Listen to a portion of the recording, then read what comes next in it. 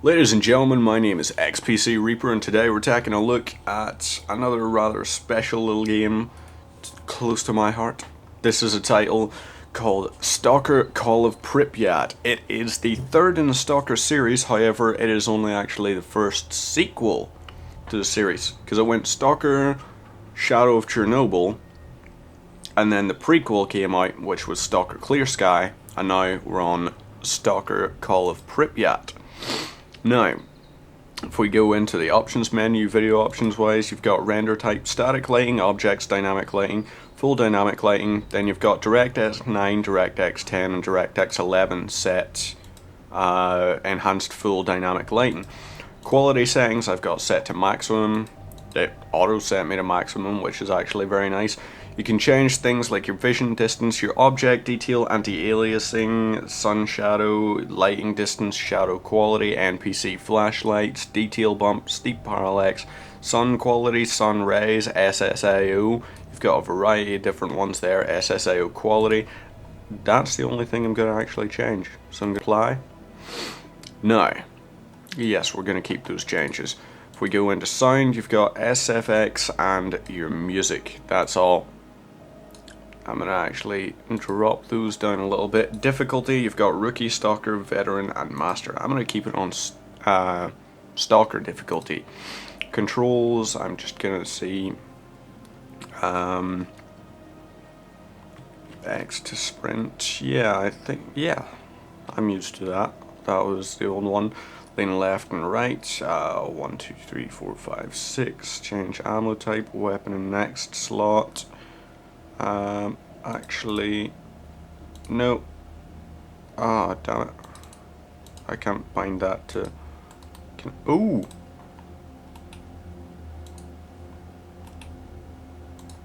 Come on. 4 and 5 now. Underbarrel grenade launcher, V, next firing mode. We're gonna change that to mouse 3. Backpack, alright. PDA, flashlight, ES detector, night vision device. Actually, no. You are going on key 7. Drop is G. Pause, use screenshot. What's the quick bandage key? Quick bandage and oh, I guess there is no quick bandage in this one. Alright, well, apply. Now we're going to go for a new game on S.T.A.L.K.E.R difficulty, because I think it's very important I show you guys the start of this first. Because this game, once you get into it, like, it's almost a completely different game from when you're starting out. As you start out, the game is just, it might seem slower, it's much more tactical, definitely. As you progress, you're able to customize everything a little bit more to your liking. It's got a cool little opening cutscene. On April 26, 1986, I'm gonna actually just let you hear this cutscene. NPP is destroyed following a series of thermal explosions. The resulting radioactive cloud moves across the European part of the USSR, Eastern Europe, and Scandinavia, eventually reaching America. The consequences of the disaster are so serious that the government is forced to begin evacuating the residents of nearby towns and villages. A 30-kilometer exclusion zone is created to stop residents from returning to the contaminated area. Despite the disaster, the Chernobyl NPP continues to operate. The existence of a power station, as well as the fact that the area is no longer inhabited. No, this is obviously where the fact stops. To set up a network of secret laboratories in the exclusion zone. June 11th, 2006.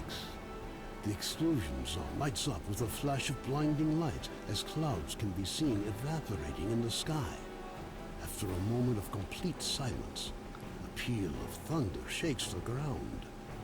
Most of the government forces guarding the perimeter are killed instantly. The first blue light.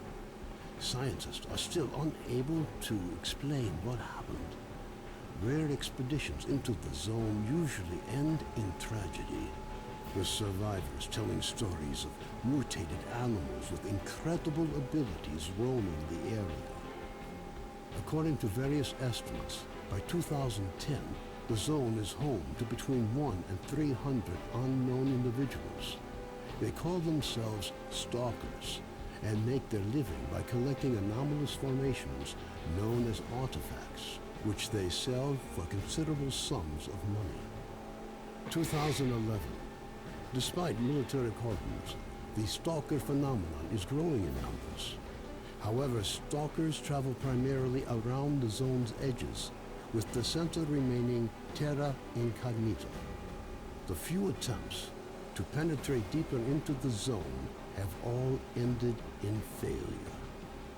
2012. A stalker called S.T.A.L.K.E.R solves the secret of the Brain Scorcher, a man-made emitter that had blocked the way to the center That is of the part zone of the for plot of the years. first game, After the Brain Stalker Scorcher is Shadow of disabled, all Chernobyl. stalkers rush for the center of the zone. Some in hopes of finding a treasure trove of artifacts, others in search of the Wish Granter. The government decides to launch a large-scale military operation. Operation Fairway, as it came to be known, involves using maps of anomaly fields to maneuver helicopters to the CNPP. Despite meticulous preparation, the operation is a failure, and none of the helicopters return from the mission. Major Dektarov, a USS special agent, is sent into the zone to investigate the disappearance of the helicopters. Disguised as a stalker, equipped with a regular assault rifle, 2 weeks' worth of supplies, and a radio to communicate with HQ, the Major begins his journey towards the center of the zone. Now, this is where things get really interesting, because this is your introduction. Why does it keep doing that? Oh right, that's because that's my weapon change. Though I click mouse button in to actually do that. Now, let's show you the inventory. You'll see I'm wearing a gas mask, I've got standard armor, I've got a detector, this one's quite low grade, and I've got, you're probably thinking, it's like, well, why did they give you food in this? This game is difficult. And it's difficult not just because the enemies you're facing are just as combat capable as you.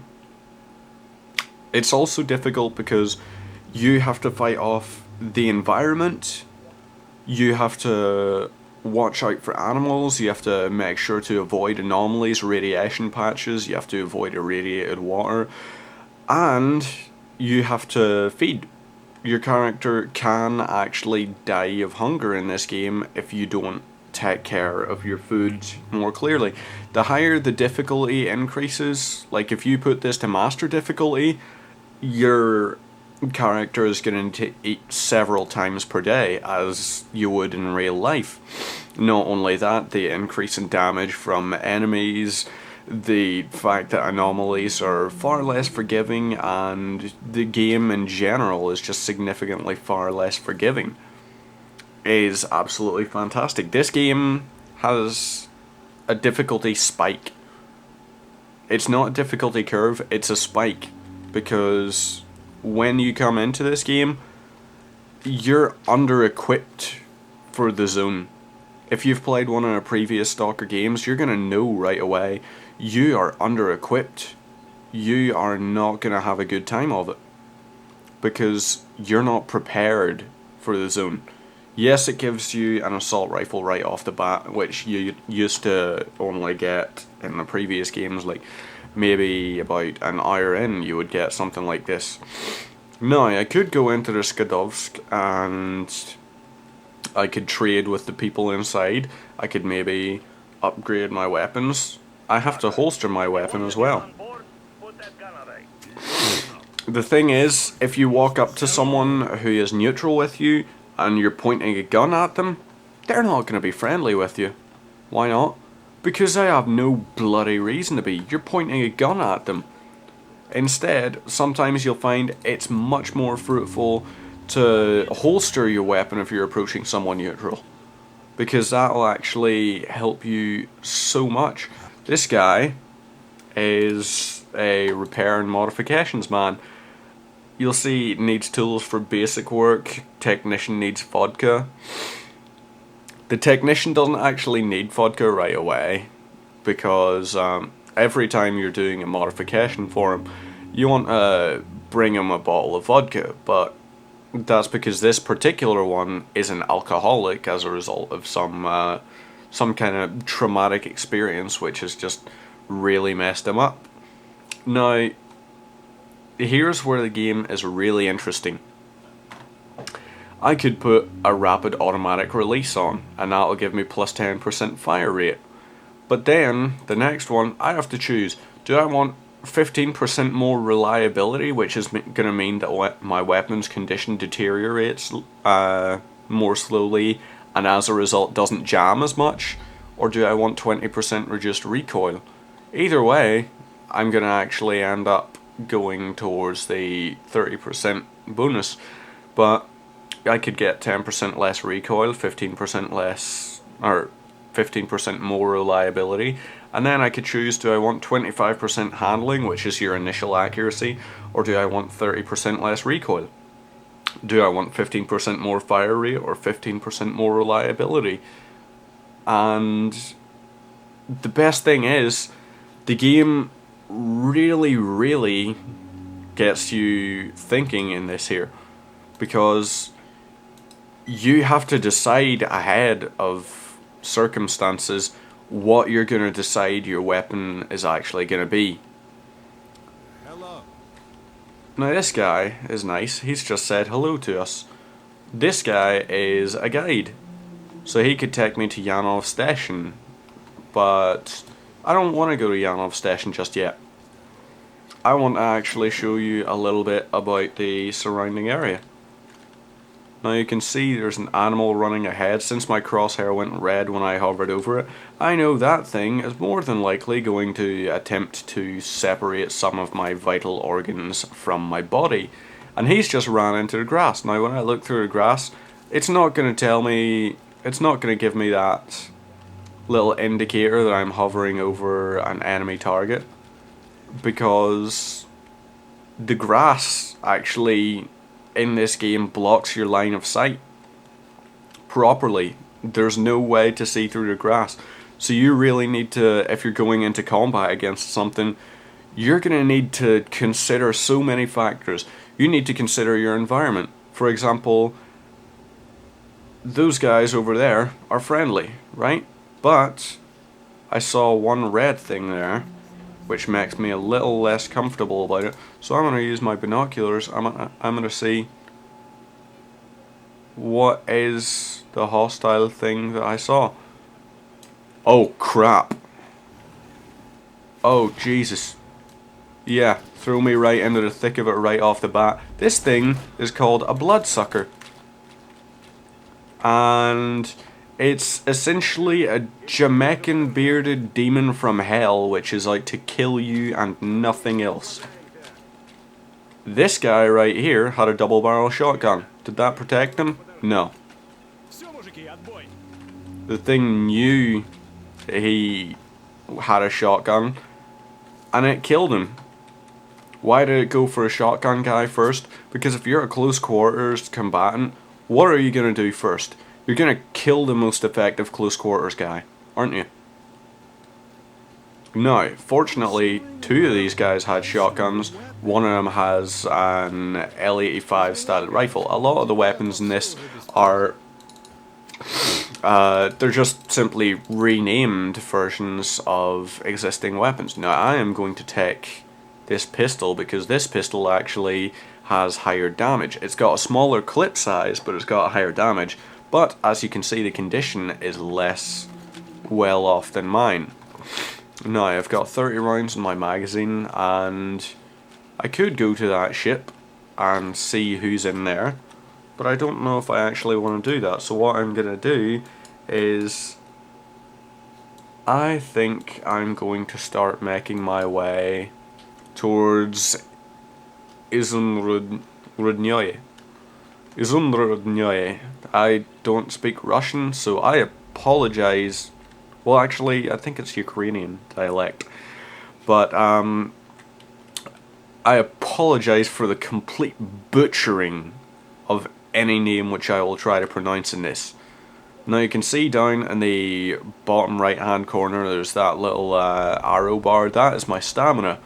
And the more equipment I'm carrying, the less I can sprint. For example, since I'm quite lightly weighted at the moment, I can't sprint for... I can actually sprint for a fair amount of time. I've got 23.9 kilograms. If I was to collect more, like say if I was running about carrying a whole pile of weight, say 50 kilograms, that's the equivalent of 110 pounds. My guy's not going to be half as effective in that case. Now in this region you're wondering why I've got this little thing out and why I have this bolt in my hand. Bolts in this game, you're probably thinking, you know, why would I want a bolt in a shooter game? That's just it. This isn't a shooter. This is survival game, pretty much. If they took Minecraft survival mode on the hardest difficulty and they decided, nope, too easy, let's add in radiation, hunger, bleeding mechanics, let's add in guys who are just going to pop out from nowhere, let's add in mutants which are invisible and going to try to absolutely slaughter you every chance they get. Let's do all of that, you know? That is quite cruel, isn't it? It's really cruel that the game would actually be this difficult. But the thing is, this game teaches you to survive at the same time. Because there are major obvious penalties for dying. In that you're going to have to load back to where you last saved at. And this game won't really auto-save for you all that frequently. This game is punishing in so many ways, and you're probably thinking, you know, this is just really slow and boring. Why would I want to play a game like this? Oh, there's the Stingray crash site over there. So it's on the other side of that lake. Do I want to walk into that lake? Probably not. Why would I not want to walk into that lake? Because we're in an irradiated exclusion zone around the survival zone, or the exclusion zone. This is, unfortunately, this lake is actually clean. Is that going to be the case with everything? Hell no. Are you going to be able to freely move about and actually survive as frequently when you start going to more difficult places? No, no, no, no. If I'm right in thinking, is this the... Right. Okay. Okay. So I'm going to put my rifle on a fully automatic right now. Why? Because I remember this place from playing the game beforehand. And playing the game beforehand, when I went in here, there was an unfortunate thing that I thought I was just going to be walking in and looting a building. I didn't think there was going to be any inherent danger to it. I'm going to put my flashlight on, because at least then I'll be able to see the whites of their eyes. You know that saying, don't shoot until you see the whites of their eyes? When you're going up against bloodsuckers, which in this particular instance you are going to be. Fortunately, it looks like all of them are out hunting at the moment. I don't think anything has spotted me just yet. And I don't think I've spotted anything just yet either. Which is good. I like the fact that I'm not encountering anything at the moment. But when I'm going into these dark areas, I'm scared. Right now, I'm actually scared. Because, yes, I have an assault rifle. How many rounds does that assault rifle have? It's got 30 rounds in the magazine. How many rounds is it going to take a bloodsucker to die? I don't know. It could be 10, it could be 20, it could even be 30. I don't know, because generally when I start fighting against them, not every shot I put is on target because I am panicking like hell.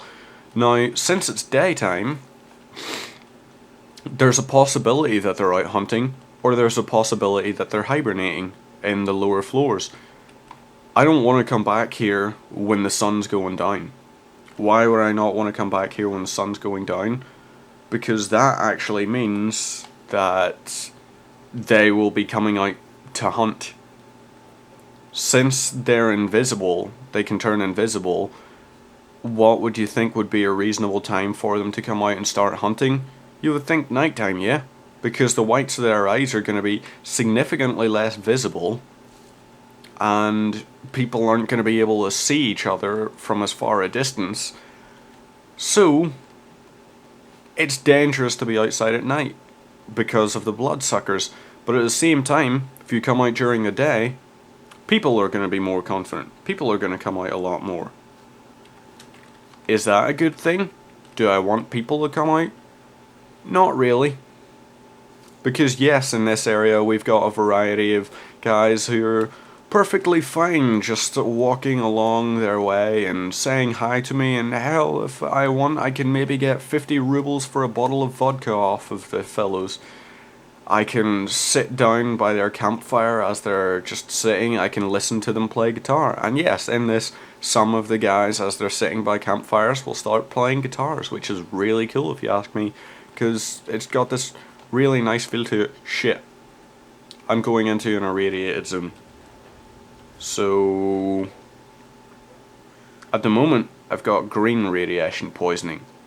If that gets to red, my health is going to be going down ridiculously quickly. So I want to try and avoid points. Oh crap. Oh god. Right. I need to put that away. There you are, I see you, you son of a bitch. You're probably wondering why I'm firing at the shiny thing, because that shiny thing is a poltergeist, which you might think is an anomaly. No, it's actually an organic creature. As crazy as that sounds. So I need to use a med pack really badly. That poltergeist is just gonna throw everything it can actually lift at me. And it can really deal some heavy damage. Now, fortunately, the thing's health is finite. What are going to be inside these boxes? Okay, there's nothing inside there. What's on this poor fellow's body? So he's got some ammo. I'm definitely going to take that ammo. I'm not going to take ammo for the smaller pistol because it doesn't seem as worthwhile to me. Now, I can examine the helicopter. This is part of the quest line. You have to find what happened to these helicopters, why they crashed. Because there was nobody there to fly it. The onboard computer was a little luckier. I wonder if there's anything useful here. Ah, there's something. A map of the area with certain locations marked. That should come in handy. No, that's Stingray too. Now you heard, or you might not have heard him say, depending on what the volume was like in game, if you're actually able to hear it, but you heard him say it crashed because there was no one on board to fly it. Well, what do you mean? There are 3 pilots here. How was there nobody on board? Could have been an anomaly. Definitely could have been an anomaly. I'm definitely going to take that energy drink. Energy drinks are very, very useful in this game for if you have to run like hell, which you're probably going to have to do. Now, I am going to take a bolt. I think, if I'm correct, then there should be an anomaly field nearby. And the anomaly field, if I'm right, will be... I almost walked into that like an idiot. Right, now, why am I throwing these bolts? Because these bolts will trigger anomalies, but at the same time, they will also show the paths I can actually feasibly take. Now what is this detector pointing towards? This. That's what it's pointing towards. Now, fortunately, I'm still not that irradiated. I'm still on green radiation sickness, which is alright. But the longer you stay in irradiated areas, the more your radiation sickness is going to increase. So do I have anti-rads? I do have anti-rads, but damn it, I really wish I had a bubble artifact. These artifacts you'll see, like, I can move this onto my quick bar, or my artifact bar rather, and that will mean I've got an additional 3 electric protection, but it will mean I have +1 radiation, which means over time my character is going to become more irradiated, and I will have the benefit of having electrical protection. However, if I don't actually counteract the radiation sickness, my character is going to start becoming more and more poisoned over time, and it's going to really detriment my health. Do I want to go near that pack of dogs? No. There's nothing over there for me. I can't loot those animal corpses for anything useful. So what I'm going to do is I'm going to try to avoid it. Now you'll see in the right hand side of the screen there's a little gun icon with the broken logo, and it's green. That means my weapon is in slight disrepair. Now, since it's in slight disrepair, this means it's got a small potential for jamming, and when it jams I will need to clear the jam and reload. Now, you heard him on the radio, put that shooter away. Since there are 8 guys here, shit, I guess I wasn't quick enough to put that shooter away. So these guys are less than keen on me being here now.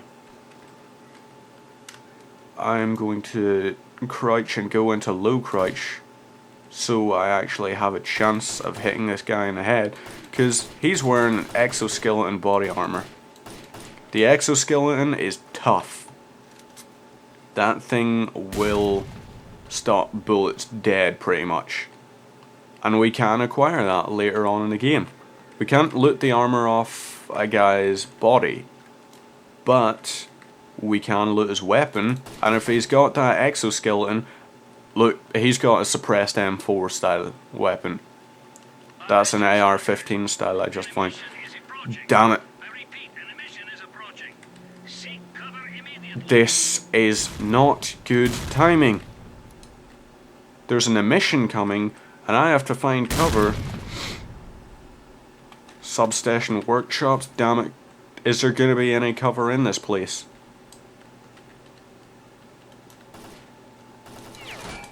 My gun's jammed. Awesome. So, screw it. I'm just nicking your stuff. I'm getting the hell out of here. Because I need to find my way into cover. That cave will provide me cover. Okay. So if I head this way towards this marker, I'm going to be able to find cover. I can't afford to stop and stay about in anything. Damn it. So what are the emissions? The emissions are randomized occurrences which will have no problem whatsoever in killing you, because it completely irradiates the zone and it basically poisons everything. Now, I need to find cover, so I need to get into this cave. So, okay, right, I'm in the cave. Here's a minor problem though. This is not a safe cave. This cave, in fact, is rather dangerous, because this is down in a sinkhole in the earth. This place is cracked apart and broken. And you hear that, don't you? That's what that is. My gun's jammed. Not a good time to jam, weapon. That is a Snork, which is a human which was hit with a radiation blast so powerful from one of the emissions that he has, well, you can see that skin on his back has melted off, and his gas mask has melted and merged with his face. Not nice, is it? Not nice at all. No. Right, let's load my primary again. I could search what's in the car. Is there anything decent in the car? Ooh, item received, steel box. So what is in the steel box? Judging by its weight and the noise it makes, when checking, there's something inside. So how do I open it? Can I drop it?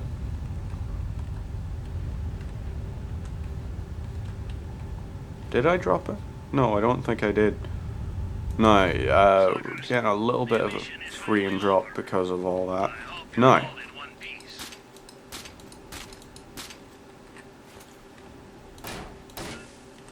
Okay, so that steel box we cannot blast open.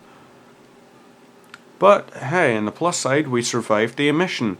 On the downside, we're in a cave populated by these damned things.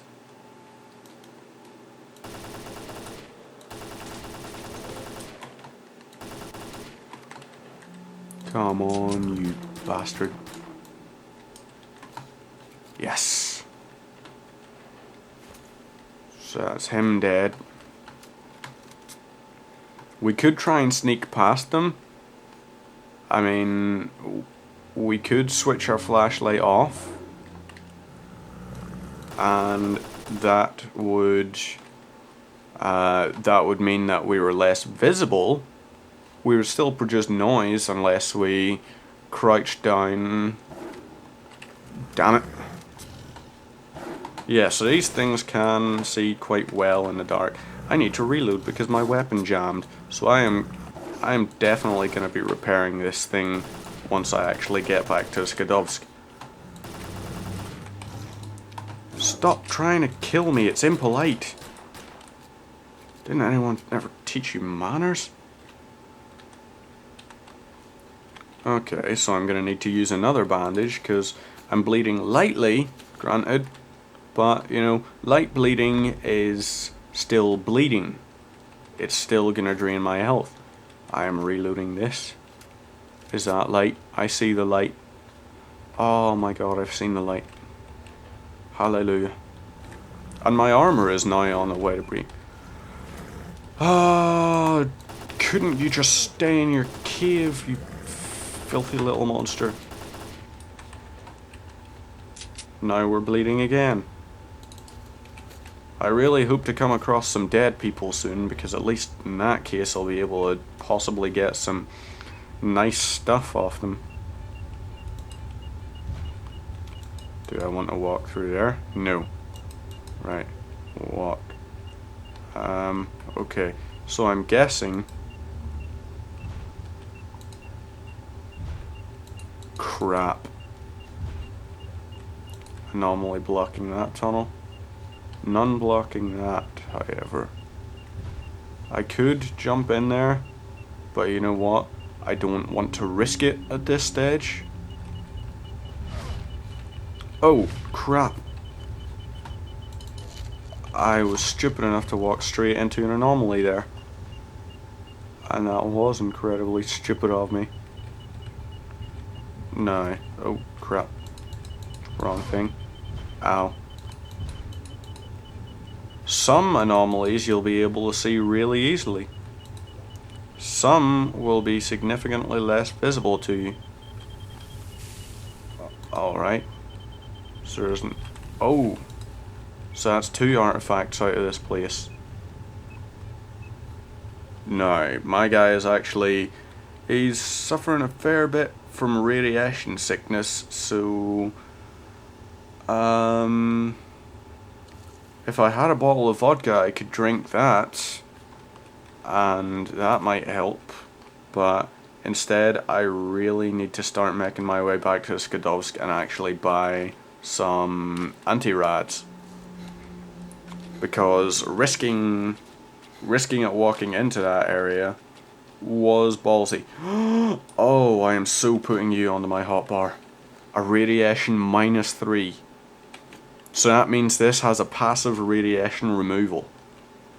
So this will gradually decrease the amount of radiation sickness we are actually encountering. You can get more effective ones. I'm gonna see, can I trade anything with these guys? He's got 1,875 rubles. For a stone flyer, I'd get 1979. 1,300 sounds reasonable for that. So actually, you know, there's probably a guy back in the Skadovsk who would pay me a little bit more for it. So I'm gonna go for more money. I'm gonna hold on to it, and hopefully I can use some of that money to buy myself some, or to repair my equipment and maybe do some modification to it. Maybe one of the weapon merchants will actually have a scope or something I'll be able to put on. I'm not sure if I have the rail attachment on this though. I might have to modify it first. But you're probably thinking you've seen very little combat in this game, so you know, how can you say this is a good shooter? How can you say something like that? That's just it. In this game, everything is done on a sort of procedure. And what I mean is, there are routines for these things. These guys, it's no surprise they came out after an emission. Why? Because the emission causes just a complete mess up of everything. It changes the location of anomaly fields, it generates new ones, it gets rid of some old ones, but at the end of the day, it's still getting rid of a whole pile of stuff, but it's bringing in new ones. It's making the zone more dangerous and randomized at every point. 1,600, I don't feel like that's the true value of it, so I guess it's not you I'm selling these to. Damn it, hit the wrong one. See you next time. So I guess I hit the wrong one. And, right, so those stalkers are probably on their way out to find new anomalies, to find all that kind of stuff. So I could get 1,600 from you and 2,400. Right, I'm going to take that. I am going to take that because it seems like a good offer for me. 4,000 rubles in exchange for that. What I'm going to do now is I'm going to eat the diet sausage, which will cure some of my hunger for a bit. Now, this guy, let's see if I can trade anything. He doesn't have any weapon mods, unfortunately, which means you are pretty useless to me. Now, can you break into a steel container? Okay, here's... Wow, holy crap. Thank you, mate. So this guy, okay. That would give me that. I'm putting on the steel helmet because that's a straight up upgrade. Wow, I am really glad that I actually paid him to open that box, because what that's done is it's given me an upgraded pistol, an upgraded helmet, it's given me better quality medkits, it's given me anti-rads, it's given me bandages, it's given me drugs, it's given me a new artifact. Oh my god. I'm putting that on. I'm putting that on definitely, because that'll give me +2 health restoration, which means my guy will passively heal. It does generate +2 radiation, however, I've got -3 radiation, so that'll just mean if I walk into a radiation field, it's going to be more dangerous for me, because my radiation isn't going to go away as quickly. But here's the counterpoint. If I get injured, I can passively regenerate health. So, this AK, I'm going to pay him to repair it, 1,500, okay. I can't install a scope onto this until I actually pay for the optical mount. Then he'll install the optical mount onto this. Then after that, I could change it to a 5.56 caliber, rechamber it. There's also stuff I can get reduced weight on it. I can get better handling.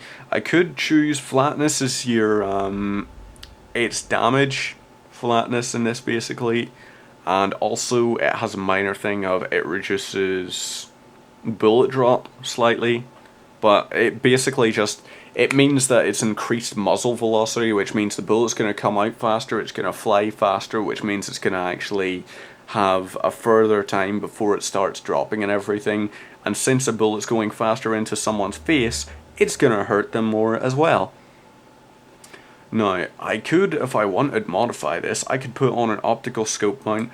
I could have additional flatness on it. But I'm going to take a look at this. Since I've already got a scope on this, it uses 5.56. Yes, okay. That just means I'm going to need to collect 5.56 ammo instead of the 5.45. But you've got a whole variety of other ones. I could modify this to actually become incredibly reliable. I mean, that's the 40% reliability, 55%. Right, so I could have an additional 55% reliability on that weapon if I was to upgrade it and I had all those tools. Then, on top of that, reliability, I could increase flatness by 20%, 20%, 30% more accurate, 50% more accurate, 50%. Okay, so I could upgrade that to deal 1.5 times damage, be 1.5 times as accurate, way less, and be 55% more reliable. I think I'm going to repair that, and I think I'm going to actually start working on that now. So I've upgraded the magazine size and that, so it's got 40 round magazine now. And what I'm going to do is I'm going to sell the shotgun and the AK, and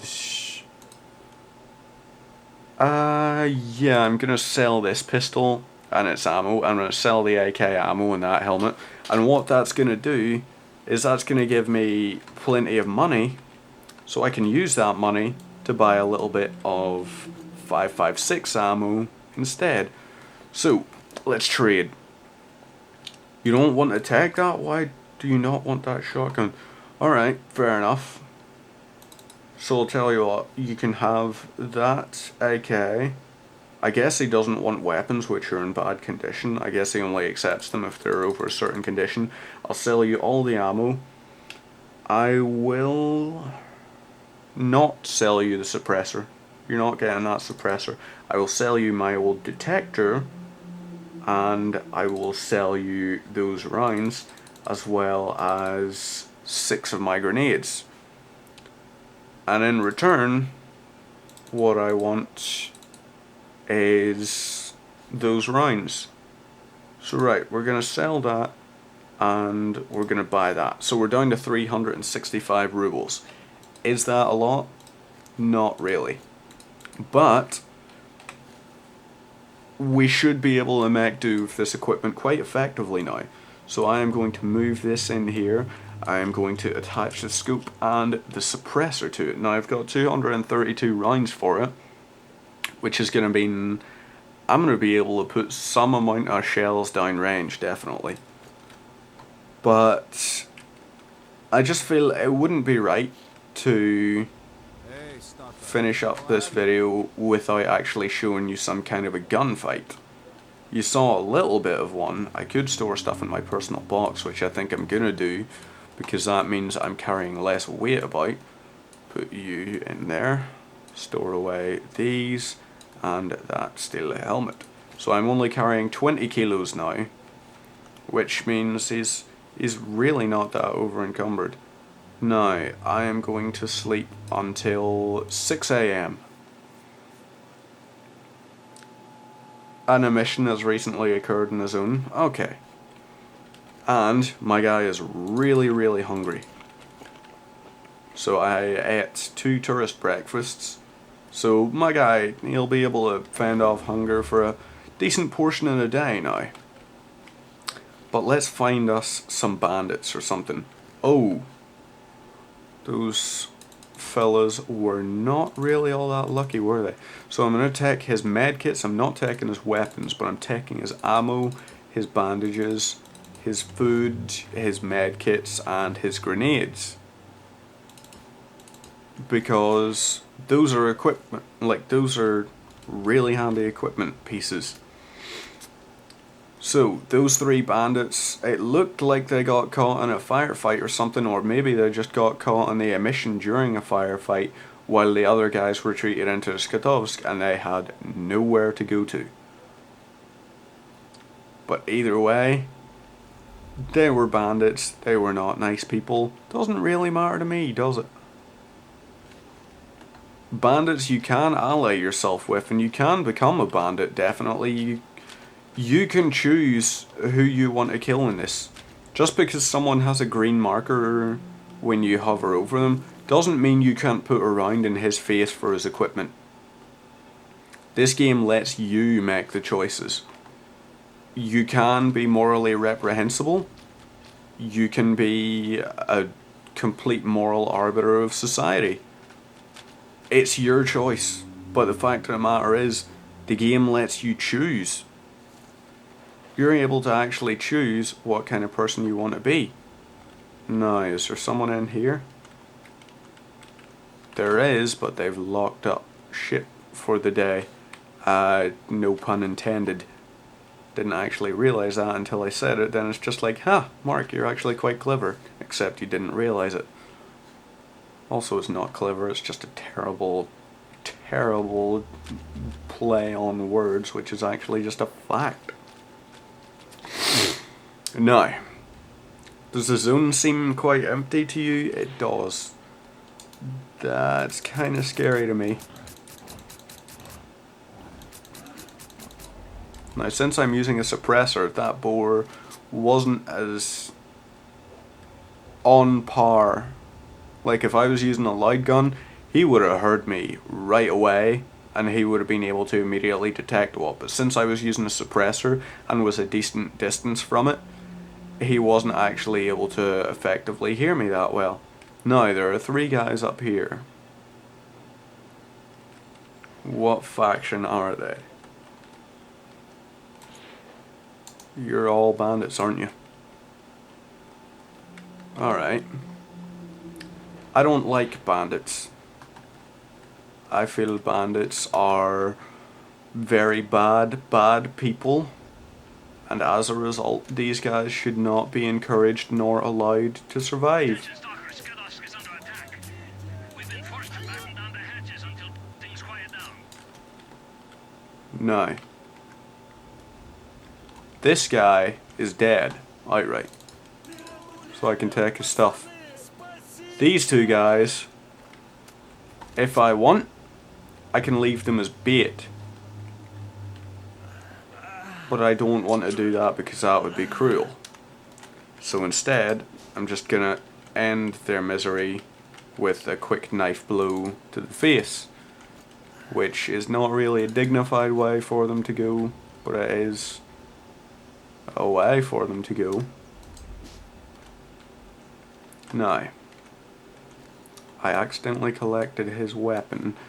I do not want your weapon. All I want is your vodka and your meds.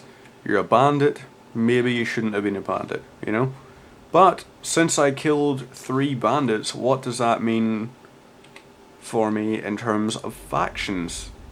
Are the bandits going to be happy with me? Nope. Bandits are going to be pissed. Not gonna lie. So generally from now on, since I've killed bandits, I don't really know how they transmitted the information that I killed bandits to their friends, but for the most part bandits will be less trusting of me because I've been seen around the areas where bandits have been killed, and that's actually pretty cool. Now, since it's returning to daytime, since we're coming back at dawn, that means that area, I really don't want to be here. Because once again, every animal in this, every mutant and every person has its own AI. Stalkers, for example, will come out after emissions in search of just fresh anomalies and in turn fresh artifacts. So that means they're going to be more likely to get their hands on some decent money, which they can use to pay for their food, their vodka, their weapon repairs, upgrades, everything. Contrary to that, bandits, for example, are going to wait around sort of anomalous zones as stalkers come along, and they're going to wait until the stalkers are actually out of the region. Until the stalkers have actually left the anomaly field, because what that would mean, you generally don't leave an anomaly field unless you've actually collected something out of it. You don't put yourself at risk for nothing, do you? No, because that would just be silly and ineffective. No, that was highly toxic area I just went into right there. Ah, crap. So that is a burner anomaly, so I really want to... Oh, crap. See if I get stuck between a burner and a gravite. Risk it for a biscuit. No, whirligig's got me.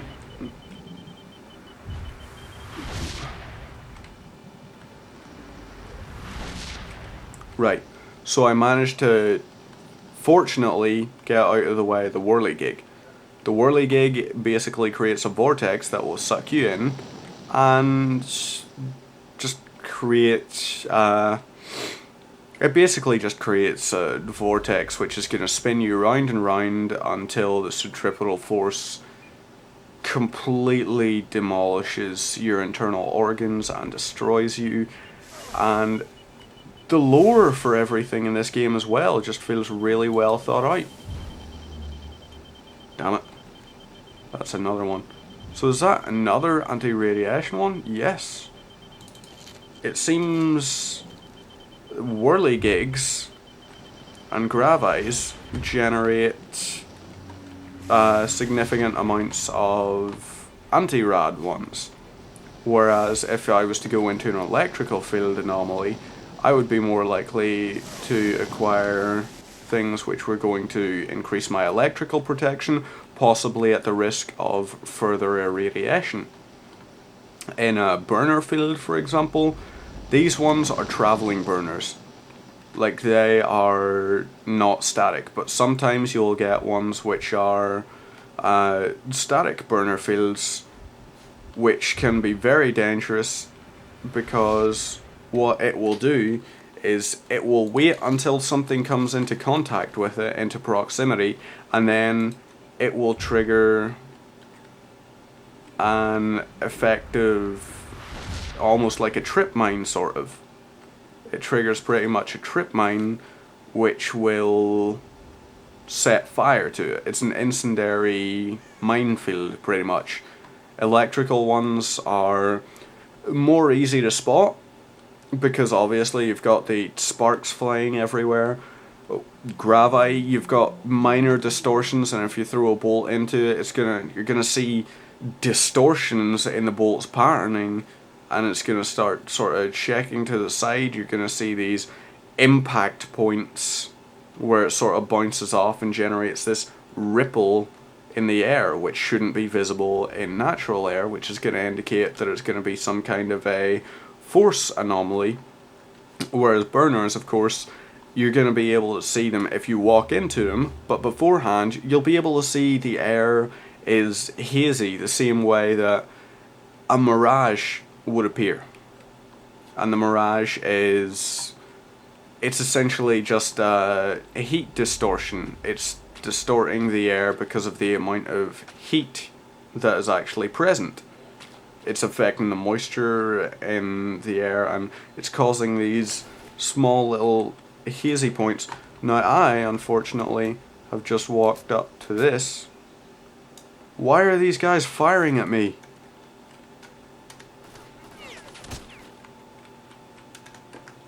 Why the hell are you firing at me? I killed bandits. I know why. Actually, no, I don't, because this is the S.T.A.L.K.E.R.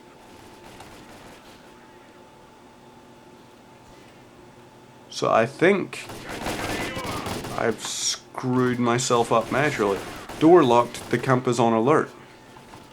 Oh yeah, I've screwed up majorly. Cause now I've got these guys firing at me because I panic fired back, and now they assume that I'm part of the attacking party. So when it said the camp was under attack, what that meant was it was under attack from other people. They were just shooting at people near me, but I panicked, fired back, and as a result, now I'm being associated with the attackers because I panic fired back.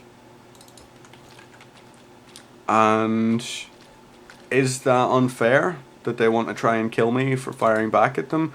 No, because none of their shots hit me. They fired warning shots, I fired fatal shots. So what I want to do is put my weapon away and hopefully if I walk into the camp, I'll be able to explain to them about what just happened. No, the camp is on alert. Still? Are there more enemies about? Oh, bloody hell.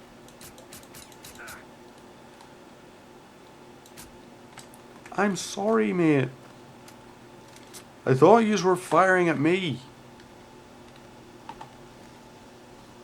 I didn't want to kill yous, I just reacted. You guys made me do this. I know that's the typical thing that every psychopath would probably say. You know what I just realised? If this camp hates me and won't let me in, I've got stuff in that locker.